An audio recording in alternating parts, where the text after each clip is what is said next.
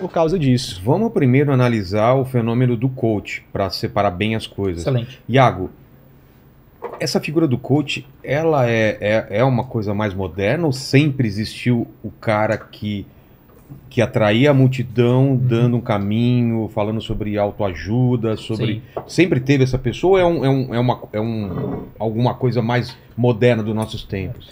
O mundo sempre teve as suas lideranças públicas, morais, relacionais. Você pensa no que era a filosofia para o mundo helênico, né? Um filósofo não era o que um filósofo é hoje. Hoje, quando a gente fala de filósofo, é uma pessoa que está ali discutindo os aspectos axiomáticos. Não era isso. Um filósofo era uma pessoa que estava discutindo como era uma vida boa. O que era uma vida honesta, o que era uma vida justa. Discutia os deuses, moral, a fé. Então havia muita religião no meio até das discussões sobre filosofia. E esses homens eram padrões de vida.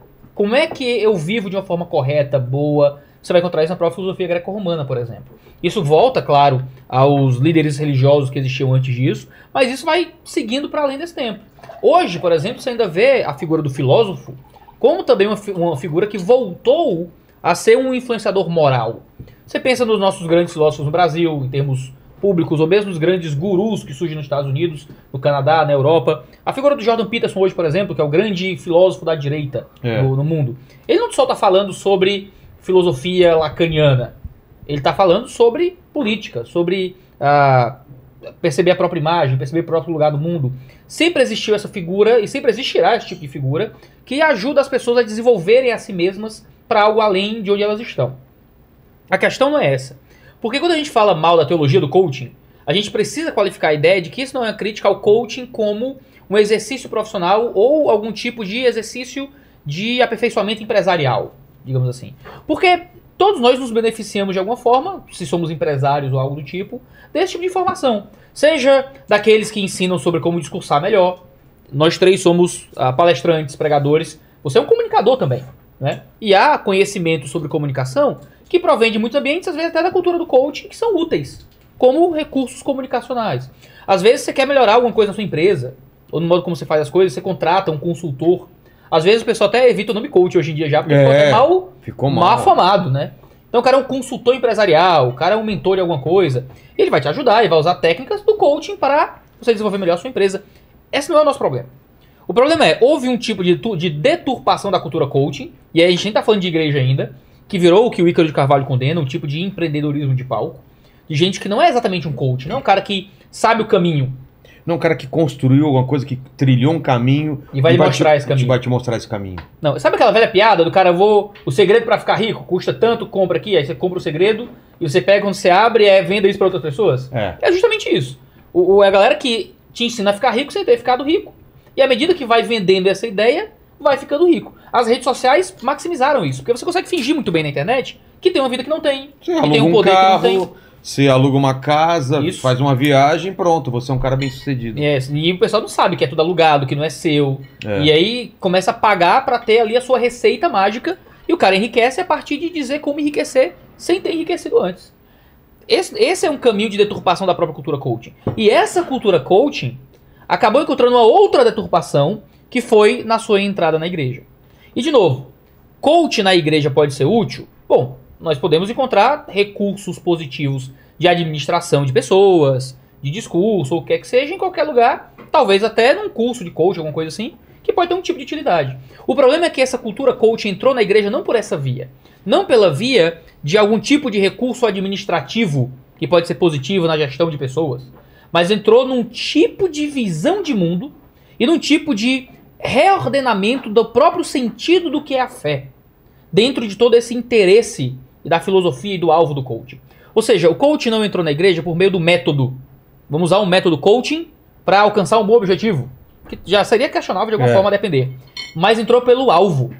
Nós vamos agora usar de alguma forma a religião e os ideais do cristianismo como um jeito de alcançar o mesmo objetivo que os coaches querem gerar em você, que é o tipo de aperfeiçoamento pessoal, um desenvolvimento que te coloca mais perto de Deus, e aí chega a sucesso financeiro, sucesso psicológico, vencer os desafios da vida. E essa, a gente acredita, é uma grande deturpação do que é o cristianismo que é apresentado na Escritura, mas é um tipo de cristianismo muito popular no Brasil.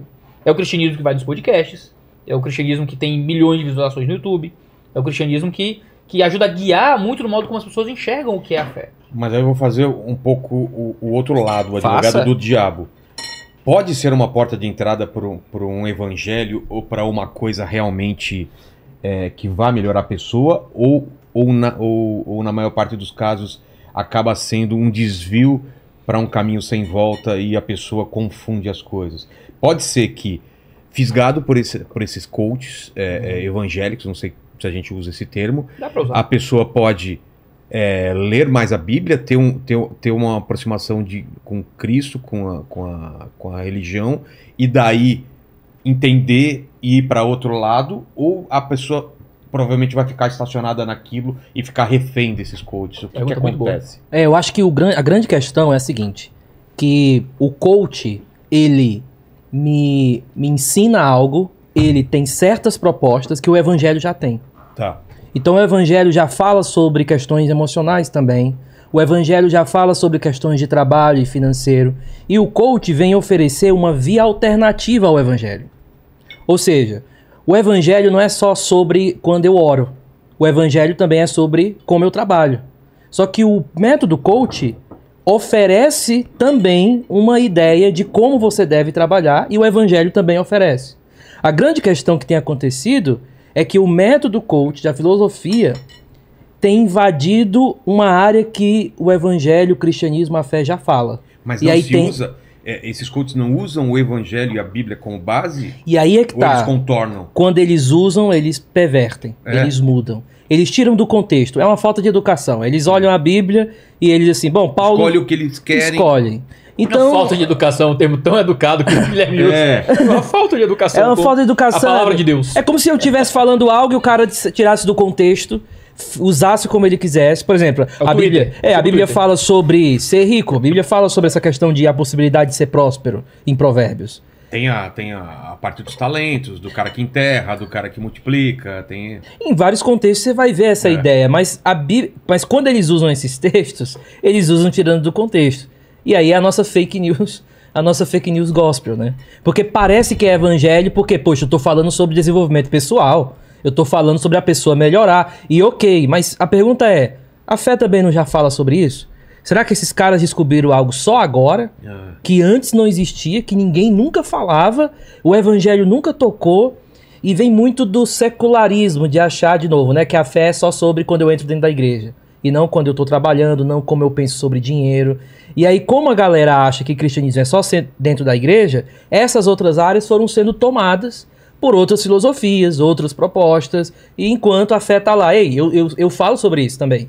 Você não quer saber o que eu falo sobre ganhar dinheiro? Sobre a relação que você deve ter com o dinheiro? Por exemplo, Timóteo fala algo que seria o nosso politicamente correto. Ele diz, lá no livro de Timóteo, a carta, no Novo Testamento, de que aquele que deseja ficar rico, ele cai em muitas ciladas e muitos já foram transpassados por elas. Isso, para nós hoje, seria um absurdo. Poxa, a Bíblia está dizendo que se eu desejar ficar rico, eu vou me dar mal? E aí a ideia é, quando isso você coloca no teu desejo último de vida é o financeiro, então a sua vida ficou muito pobre. A sua vida já não tem tanto valor, e aí você vai se dar mal por conta da sua ganância e tudo mais. Então, assim, o grande ponto, para resumir, seria essa ideia. A filosofia coach fala algo que o evangelho, a fé já fala. A grande questão é que tem coisas que eles falam que é uma deturpação da proposta do evangelho sobre aquelas coisas. E as pessoas, elas ficam enfeitiçadas porque parece ser algo sempre positivo. Mas aí vem a ideia do Éden e de como a proposta da serpente foi dada a Adão e Eva e como aquilo foi aprazível aos olhos deles, mas na verdade era uma grande cilada que levou eles para mais longe de Deus, né? E também tem...